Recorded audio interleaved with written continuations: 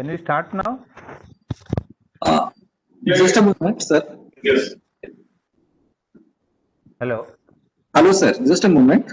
Okay. I'll give the introduction. Good morning to one and all. I am Rajsekhar Salgar, Assistant Professor, Department of CSC. It gives me immense pleasure to welcome you, sir, today webinar on National Education Policy 2020, sir. I also welcome our beloved Principal, Dr. Atul IRS, sir. This webinar we are conducting in association with Institute Innovation Council, MHRD, Government of India. The BLD CET reflects our vision with academic excellence, encourage learning for productive professionals with leadership skills in technology, innovation, entrepreneurship, and management towards social and economic growth. This Institute Innovation Council is started by Minister of Education, Government of India, to systematically foster culture of innovation amongst all the higher education institutions. The primary mandate of Institute Innovation is to encourage, inspire, and nurture young students by supporting them to work with new ideas and transfer them into prototypes while they are in informative years. And today, the title, that is National Education Policy 2020, aims at making India a global knowledge superpower. The policy proposes a revision of all aspects of education structure, including its regulation and governance, to create a new system that is aligned with aspirational goals of 21st century education, while building upon India's traditions and nature systems. The details of National Education Policy will deliver our today esteemed resource person, Dr. Suresh Chandra Padya, sir, Vice Chancellor, President, Purnima University, Jaipur, Rajasthan. Before the presentation, I'll give the brief introduction of our beloved resource person, Dr. Suresh Chandra Padya. Senior academician with administrative and governance experience, has taken over as a President, Vice Chancellor of Purnima University, Jaipur, Rajasthan. Dr. Padya began his academic career as a lecturer, assistant professor in Balaji Group of Institutes at Pune in 1998, rising to become the director of the entire group of institute in the year 2003, and then as a director of BIIB till he joined with the Purnima University. Dr. Padya brings with him a rich blend of academics, professional integrity, and administrative competence. He was one of the contributors of building a group of B schools from inception to one of the well-known groups of India. His impeccable and proven track record as an able and visionary administrator has enabled him to excel in various leadership roles he played during his career span of 30 years.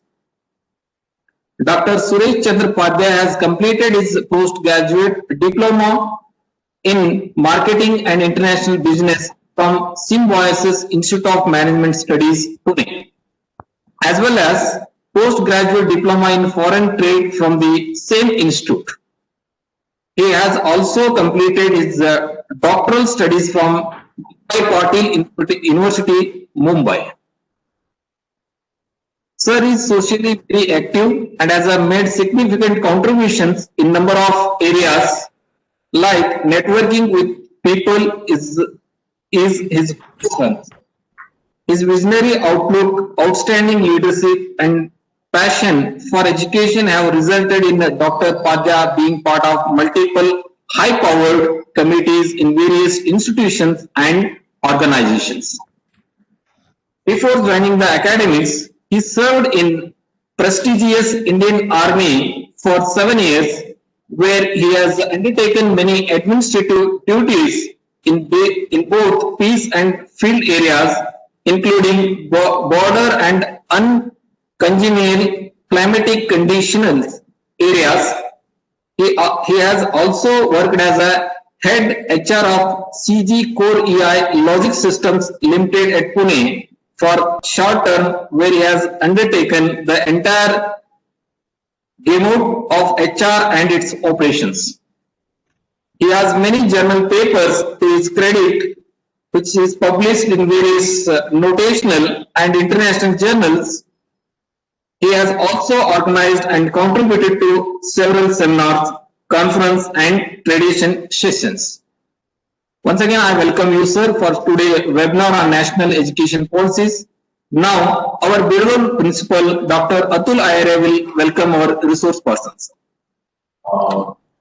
Thank you, and happy welcome on behalf of the technical factors and very warm welcome from the Vijay, the beautiful city of the Vijay. Be a part of our Institutional Innovation Council, the projects. We are starting with this lecture series of the Innovation Council with you now first time.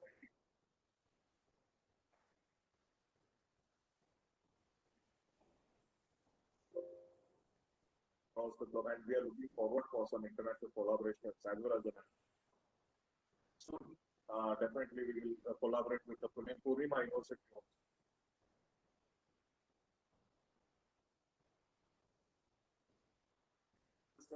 And you can proceed with your talks. Thank you.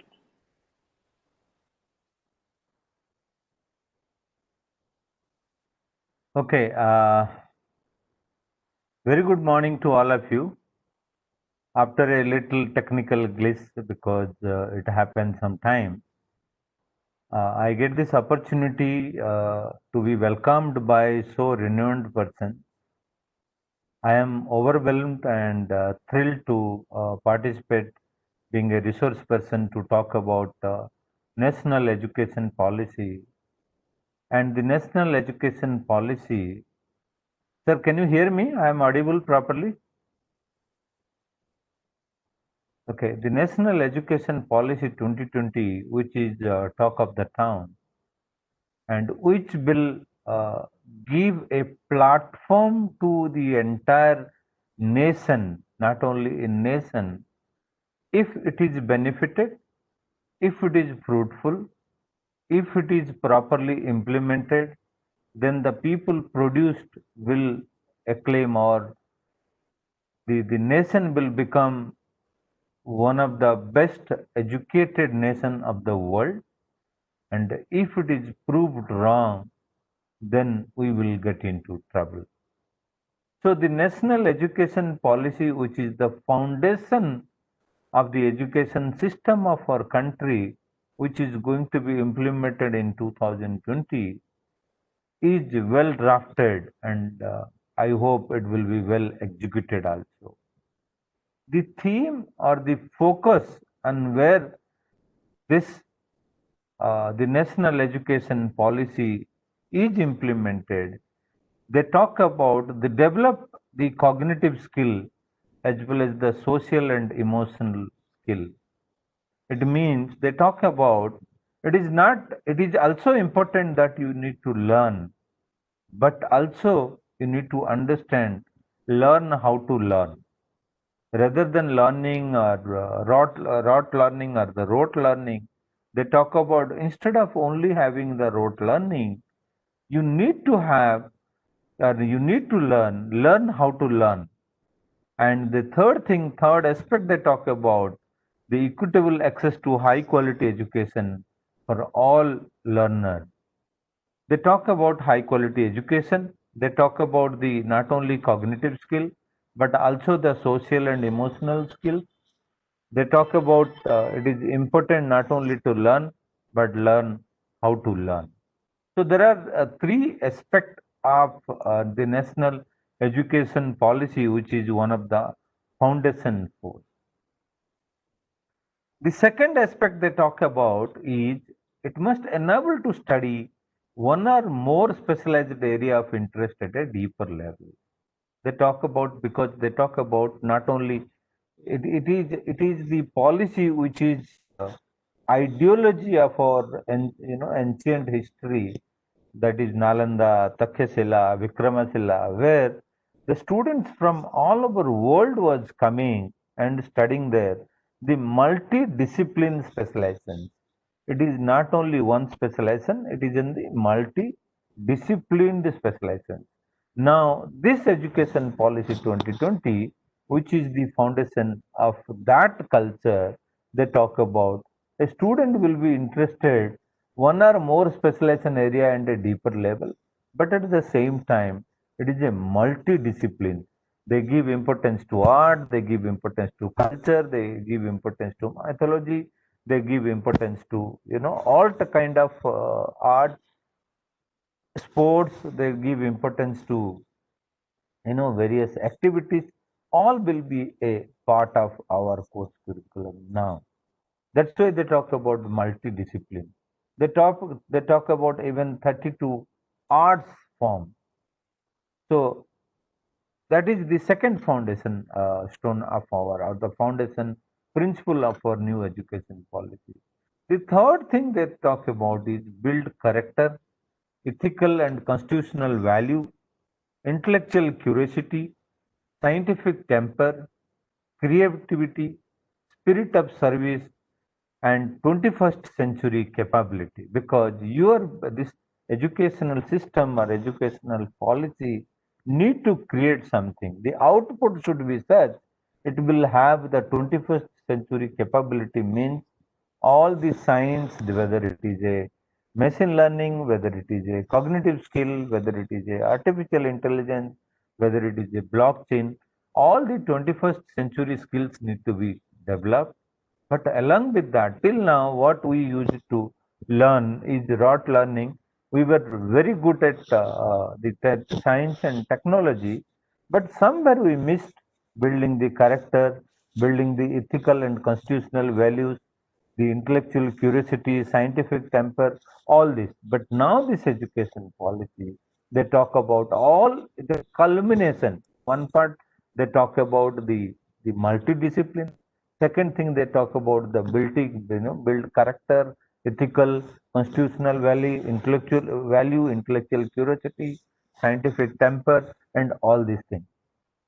And then the second thing or the third thing they talk about enable personal accomplishment and enlightenment, constructive public engagement, and productive contribution to society. What is the outcome of this? Is one, you should get the personal accomplishment. Without personal accomplishment, it is not possible to have this the value of education policy. The second thing they talk about constructive public engagement. You should be able to engage yourself to the public and productive contribution to the society, because without the society, without the societal value, you will be nowhere. But what is the problem of our this today's education system? Why it is not happening? Why there is a requirement of this new education policy 2020 has to be framework? So the first thing is we have 50,000 higher education institutions. 50,000, it means it is a fragmented the system, where some institution like SERS institution is having good education and many institutions don't have any good education or no education at all.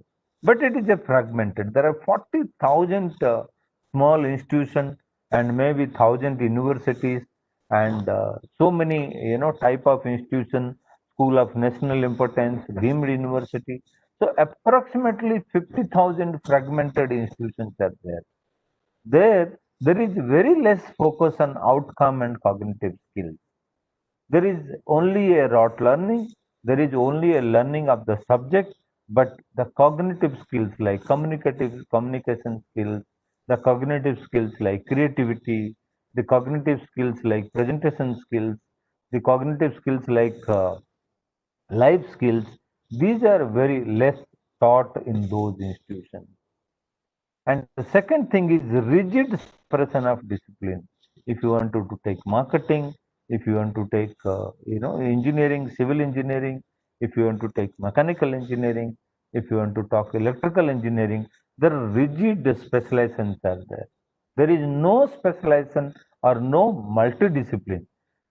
Today, it is not told that the marketing specialization or the engineering, civil engineer will also study the constitution, will also study the art, also study the design, also study the constitutional values, also studies the dance, also do the take up the sports. So the discipline is very much rigid. The fourth problem, which is the lack of teacher and lack of research as well as governance. It is a known fact in private institution as well as in the government institution. Teacher is one of the greatest problem. It may be because of the salary structure. It may be because of our system. Nobody, no good student, either from IIT, either from IIMs, either from good institution, want to become a teacher. Everybody wants to go to the industry. Is only one of the reason is the value for teacher is missing, and the value, the money which the teachers get is missing. And the second thing is lack of research. Our teachers do not undertake the research. I can tell you, I can quote an example that in India, if I talk about 1 million population, out of 1 million, approximately 100 to 200 people do undertake research. The same if I go to China, there are 1200 to 2000 people are doing research in 1 million population. So here it is 100 to 200. If I go to China, it is 1200 to 2000. But if you go to US in 1 million population, it is 4500 people are undertaking research. But same if I go to South Korea, there are 7,000 people are doing undertaking research out of 1 million people. So this is the comparative research area of whole world, and where the India is today, although we are 1.3 billion population country, but the research area is very much lacking. Then we have the regulatory system. We have so many regulators. We have AICT, we have UGC, we have then for architecture there is one body, Council of Architecture. Then hotel management we have another body. Then Medical Council of India. So many regulators. There are approximately 16 to 18 regulators in the entire education system. Forget about the school. I am talking about only the higher education system. Then we have the large affiliating system culture. Like one government university used to affiliate 500 small institutions. And in this regulatory system, the improvement generally don't take place. That improvement of, because they are in the bureaucratic form, the innovation is not given, or the opportunity for the institution to grow is not very much articulated. They talk about this is the syllabus, they talk about this is the course, they talk about this is the examination pattern, whether whatever you are, you need to undertake this kind of syllabus. Then they talk about the student will come through us. So all this kind of things has created a mess, problem, and now we got into this kind of thing. So all this problem has created something beautiful, which is called New Education Policy 2020. So what is the thinking of New Education Policy is moving the higher education system to large and multidisciplinary undergraduation education. It means they talk about from a single, simple, specific, small to a large multidisciplinary system. The large multidisciplinary system means they talk about any institution. If it is an education institution, there should be a minimum of 3,000 students. And any education system, it should be multidiscipline. It cannot be having only one specialization and 100 students. It should be a multidiscipline so that the more people will create more research, more people will get the opportunity to get into more kind of specific specialization. And the second, they say institution autonomy should be given. The, the leadership should be such, he should be able to control the entire institution with autonomy. All the people will be given autonomy to do experiment, research, innovate, and other things. Without giving autonomy, it is not going to be possible. It means autonomy comes with responsibility. So with that, they will talk about the that will happen. The third thing they talk about the curriculum pedagogy assessment revamp. They talk about curriculum, the teaching pattern, the revamp of education that has to be revamped. And the fourth thing they talk about is merit-based appointment. All appointments should be merit-based, no politicizing. All leader has to be based on the appointment should be based on the merit. All faculty has to be appointed based on the merit. And the governing body, they said, all the governing body members should be appointed. All the governing body members should be, selected based on their experience, expertise, knowledge, and they are given the accountability with autonomy. They are given whether higher education is doing well or not. It is the responsibility of the governing body. They have given the full freedom. At the same time, they talk about autonomy. A high quality of qualified governing body is the proposed the new education policy, and they talk about one single regulator for all the entire education system. One single regulator will be national higher education, the regulatory body that will be a single regulator is to be appointed, but the regulation will be light and tight. That is the motive behind the regulation. They talk about the regulation should be the light as well as the tight. That is one part of the thought I told you about new education policy.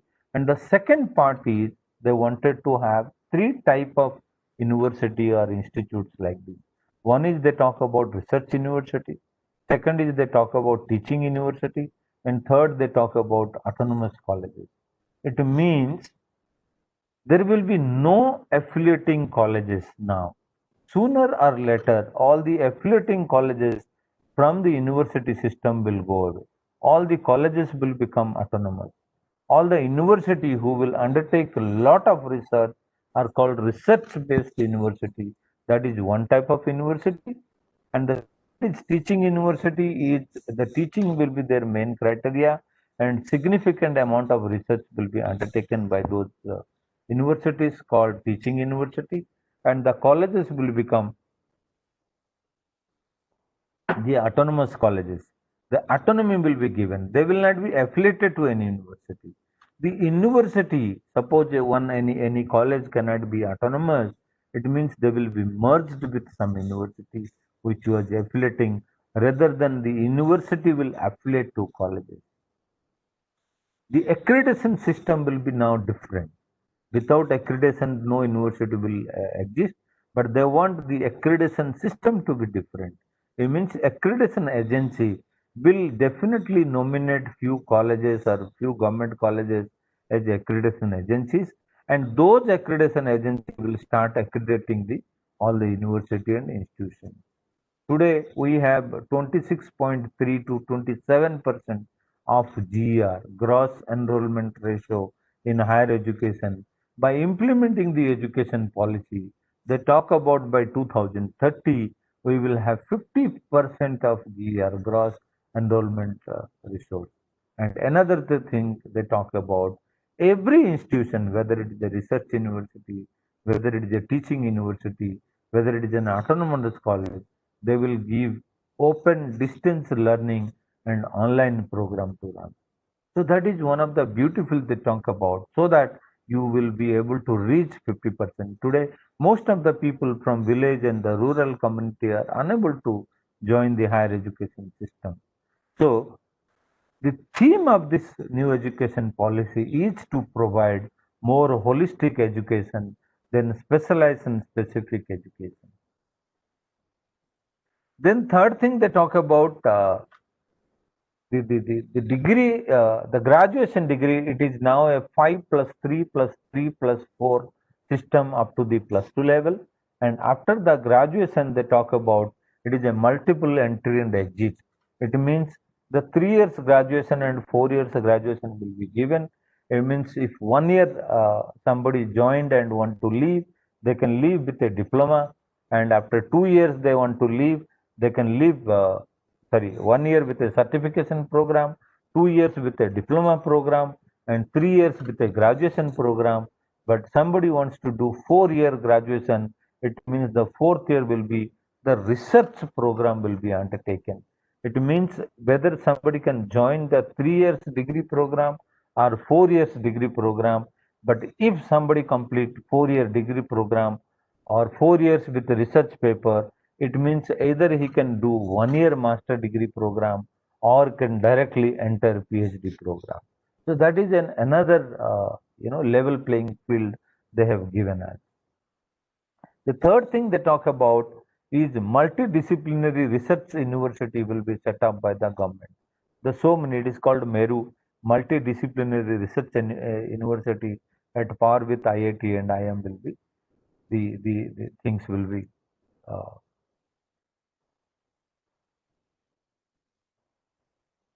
Then we talk about optimal learning environment will be created. That is effective learning, the curriculum, pedagogy, that is assessment. There are 4 type of body will be mainly formed. One is the learning environment. They will be talk about more into learning.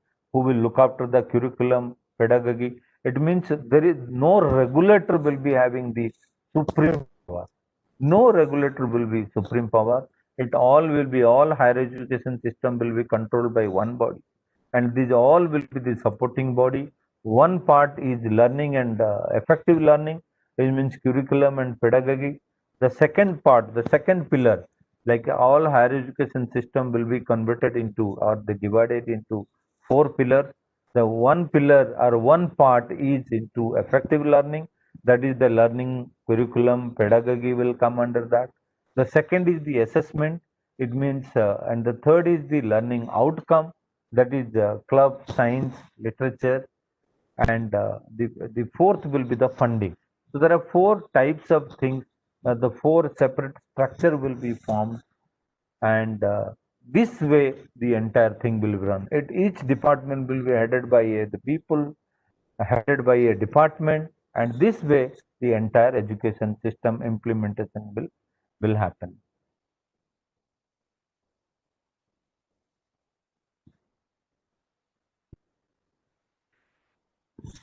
There is much focus is given to on the research part. They talk about all the 50% of the government budget, which because till now the GDP which we give the GDP which is implemented to, even though they talk about the GDP will be allotted for the education, the all the GDP or the all the amount is not allotted. So they talk about immediately the entire the GDP has to be allotted to education sector. Even they talk about out of the GDP, at least 0.5% of the GDP will be allotted for the research work, the funding work, and the implementation they talk about more into research, more into multidiscipline, earmark half budget, government budget for the social economically disadvantaged groups, then more and more bridge course to be allotted, more and more curriculum or the more inclusive curriculum has to be allotted. The admission process they talk about more inclusive. The second part, the new education policy is they talk about the vocational studies. They offer vocation because the Indian, the vocations which were there, the artisan, the culture, the local, the system, the vocational studies is somewhere missing during our education system. And now they want to bring this vocational studies into the main forum of education system because they want to make it like, as I told, the ancient civilized education system which was implemented in Nalanda, Takshashala, Vikramshila. So the vocational course has given much importance. Vocational course will be integrated with the national education policy and along with the professional education policy. So they talk about all the existing standalone institution will be converted to multidiscipline universities. Point number one. So by 2030, either they will become the standalone institute will not be there by 2030. Either they will be merged with the university or they will become autonomous colleges. So there are these things. And the fourth thing they talk about, the language has to be in the local language, all whether it is a course curriculum, whether it is a teaching, whether it is the more and more the language system will be more and more implemented. Even if you teach science, if you teach history, the more language specific learning will be implemented. They think about the language gives them a lot of opportunity for the student to learn and gives a lot of opportunity for the student to learn. The fourth thing, the another thing they talk about, National Research Foundation. The National Research Foundation, that job is best teaching and learning happens where there are research culture. So the National Research Foundation is talking about the research. As I told, there are four bodies they have created. One is the National Research Foundation. So there is a belief system, there is a philosophy that where the research happens, there will be teaching also happens there. So that's why they play discover style learning in schools, merit-based peer-reviewed research funding will be given, successful research will be recognized, seed, grow and facilitate research at higher education institutions will be implemented. So these are the job of the National Research Foundation. The job of Research Foundation is to encourage the researcher to innovate, to encourage the student to do research, to encourage the higher education institution to do the application research. So that is the part of National Research Education Foundation. As I told, it all will happen if the effective governance is implemented. That's why they talk about merit-based appointment of leadership, aim to become independent, self-governing institution. All institutions should aim for self-governing institution. All institutions should appoint the leadership position in a merit-based rather than the politicized based. National Higher Education Regulatory Authority will be one body which will be controlling the entire higher education system or the entire education system. The Ministry of Human Resource is changed to Ministry of Education, and they have given the Board of Governors of Higher Education Institution responsibility, whether higher education is doing well or not, that Board of Governor is responsible. Till now, there is no responsibility of anything. The governing board doesn't have any kind of responsibility, but the higher education system gives that opportunity to make them more accountable, more responsible. And the another thing is transforming the regulatory system. As I told, the four different distinct functions are given. That is education funding, accreditation, academic standard, and National Accreditation Authority, that is the accreditation in charge. National Educational Council, that is they talk about learning outcome. National Higher Education Qualification Framework will be designed, which will talk about learning outcome, and Higher Education Grant Commission will talk about the grant. So today, even though if you go to UGC, the entire UGC was controlling the entire gamut. But today they talk about no, it cannot happen like that. The education standard will be controlled by somebody, accreditation will be controlled by somebody, funding will be controlled by somebody, and the regulatory mechanism will be controlled by somebody. And the most important thing they talk about is curbing of the commercialization. Your audit, your function, your audit mechanism, self-disclosure, finance system has to be in such transparent manner where the commercialization will be curbed. They talk about even every higher education institution has to give scholarship up to the 50% of the people. From 10% to 50% of scholarship need to be given. Commercialization has to be curbed, as well as the higher education system has to open with a philosophy of the charitable nature. So there are many other aspects of the new education policy. I think my time was given to me 1 hour. So I think my time is getting over. I think it is over.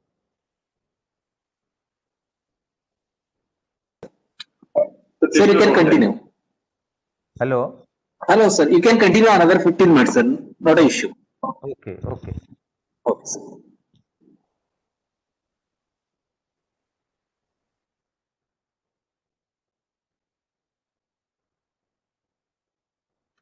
So as I told you, the higher education body, the new education policy for effectiveness, they talk about one part. They have talked about accreditation, one common regulation.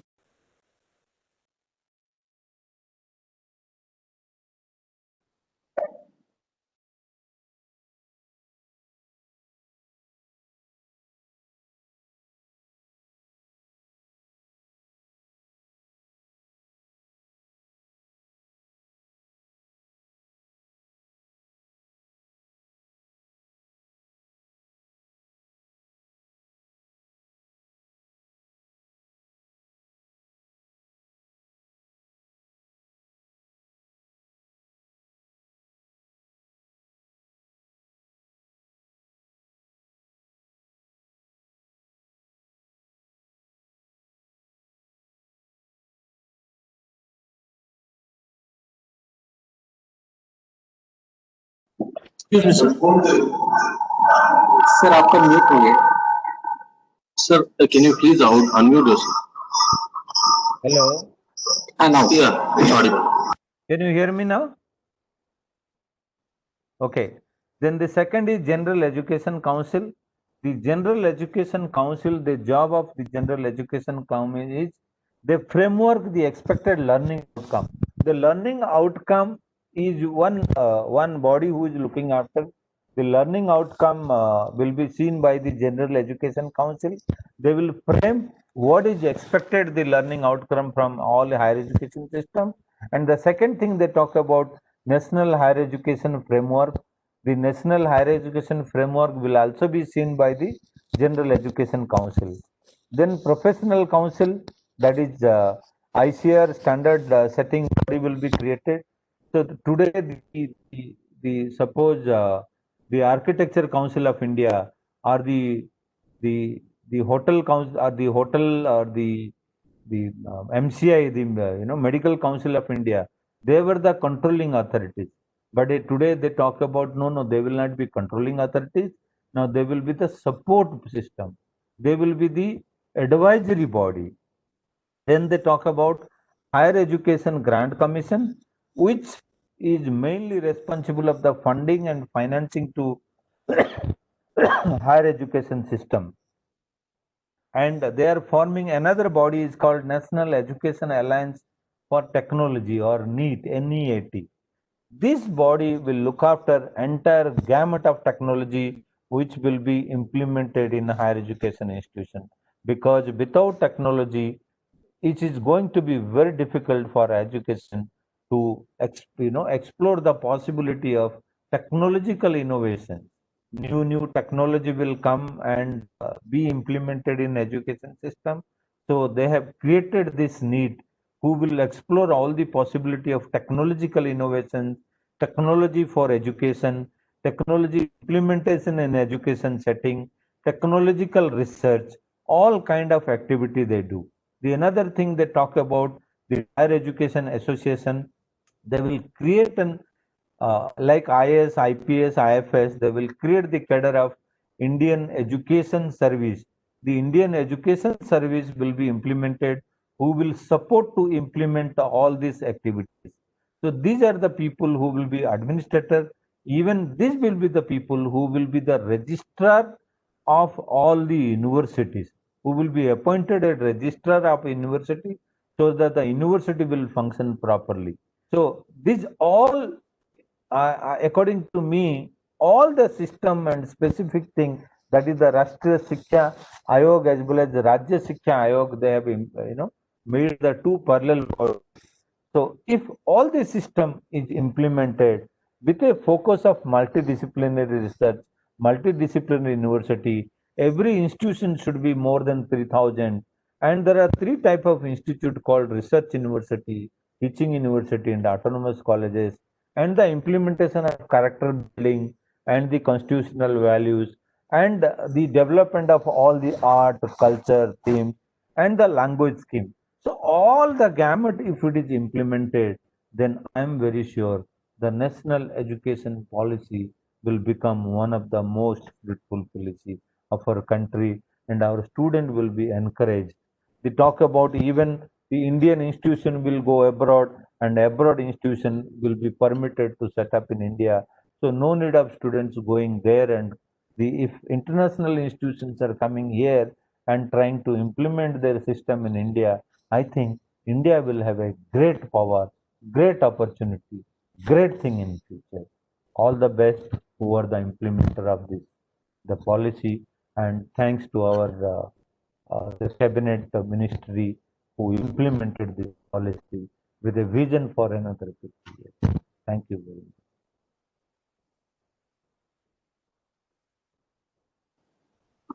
Thank you, sir.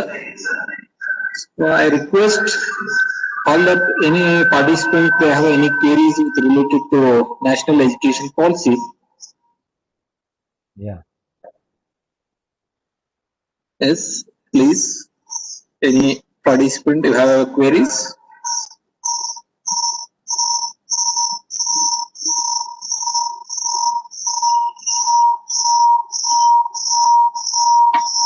Sir, I have one query.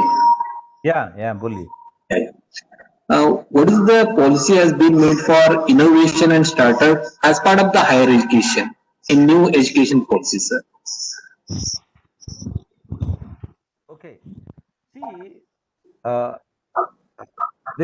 See, I can talk about the new education policy, not only talking about only the professional education, that also talk about the vocational education. They talk about art, they talk about culture, they talk about the research, they talk about the all the even the handicraft, they talk about the social skill, they talk about the village handicrafts to be implemented in the main education system. Today, vocational education system is not very much sought after by the Indian education system. So unless until the vocational education system is integrated in the main education system, the vocational education or the vocational art, vocational craft, or the vocational the entrepreneurship will not be developed, it will not come to the mainframe. So that is the reason, by integrating the multidiscipline, by integrating that, it will be not the learning, the rote learning, it will be learning how to learn. By integrating the developing the cognitive skills, creativity. So these all are going towards developing. After the education, a person will think that yes, I have learned something. He is capable. Today, the education system are not making me capable to do something on my own. I am only saying, okay, I have completed my graduation. I have to look for a officer position in another company or other government job or in a bank. But I cannot think because my cognitive skill is not developed. So because of that, I am unable to think I am capable or the skillful to become employable or to become starting my own. So they talk about this way, the research way, the graduation way, and by integrating all these, it will be the entrepreneurship will be created. More and more research will be created, more and more entrepreneurs will be created. And the technical, that is the National Education Alliance for Technology, they insist more on entrepreneurship. They insist more on technical implementation. They insist more on technical innovation. Thank you, sir. Your valuable answer for query. Now I request our beloved principal, Dr. Atul IRS, sir, to give the presidential remarks. Thank you very much, sir, and for thoughtful process and your insight towards the new education policy 2020. Uh, Really, the research education and kind of a teaching and learning will be in a 2020 will have a better prospects for the students. And as you rightly mentioned, it is all kind of a multidisciplinary approach and the interdisciplinary approach, which will give the student to choose more and more number of electives and thereby proceed to the further education. With the approval of the new education policy 2020 in July last year, India is all set to witness a much needed reformation in education. One that focuses on the essentials of learning in the present and while preparing students for the future they get to shape. The current system that already has been often been criticized to be rigid and redundant, focusing more on content and the results, will now pave way for this national education policy that aims to encourage cognition and creativity. With its multidisciplinary approach, students will have the opportunity to innovate, adapt, allowing them to swiftly move different interests and fields, enable constant upgradation of the skills, and thereby overall what is the enhancement of their potential. The policy, this particular policy does not change education for the student, but the board and the facilitators too, thus restructuring the entire system to be more learn center based on the pillars of the access, equity, you can say the quality, affordability, and the accountability. Last time, this education, I can tell my participants that this policy is not a new policy. It is already this the last time this education policy was reformed. Before that was in 1986 by the late former Prime Minister Rajiv Gandhi, and much before that in 1968 also, a former Prime Minister Indira Gandhi, she had that particular education. But despite that humans just change across the world with respect to the learning and skills and the technology and the careers. India has been following the same education system for the last 34 or maybe you can say the 50 years. While education policies across the world continue to change dynamic, especially in the USA and some part of our developed countries. Just leaving out the students here with a less leverage as compared to their counterparts globally.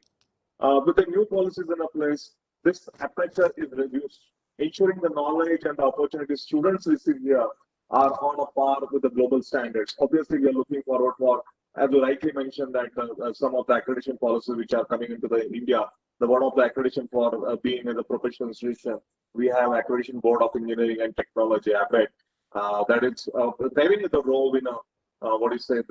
In India, already SRM and VIT, those prime institutions and the university have been set with ABET. They have that ABET accredited program.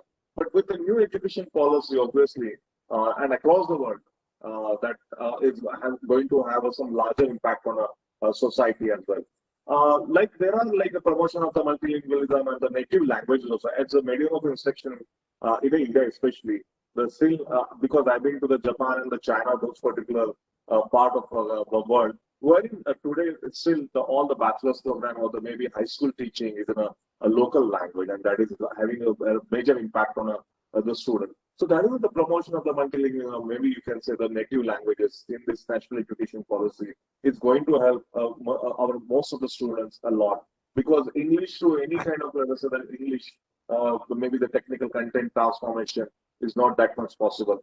Students who take the school examination, maybe high school examination or maybe in a professional engineering college, that the progress of this particular education, while overseen by the appropriate authority, that will be minimized in this particular case. Again, you talked about the undergraduate degree with the 3 to 4 years. Actually, it is a 4 year graduation with a multiple exit option also, and entry options and appropriate certification.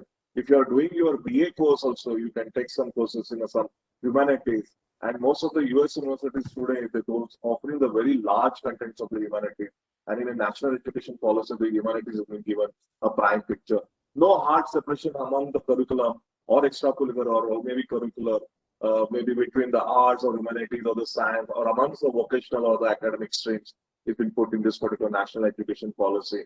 And obviously, all higher education institutions should become a multidisciplinary by 2040. That is a very, very highlight of national education policy. So we as an institution has to reform transform our students, our total system by 2040 into the new education policy also. Students to be given increased flexibility in the choice of the subjects they wish to study, and at the secondary stage also, tertiary stage, the probably students may take some elective and get their credits. There's no result, there are no kind of, let's say, the pass cards or the maybe mark sheets available in national education policy. A large number of the merit-based scholarships for studying quality for let us say the 4 years degree courses that will be vital in this particular program. Teacher eligibility test, that is more very important in this particular national education policy. That has to be strengthened to include better test materials, to reflect a score that will be taken into consideration of while the recruitment of those particular students. Teachers to offer a local or maybe regional or state or national or international workshops to help develop their skills and knowledge, and minimum of 50 hours of the participation in such, let us say, you can a CPD is required in a year. That is again highlight of a national education policy, and that all the teachers need to take it very seriously. And by 2030, the teacher education to be moved to the mostly the multi-regional university.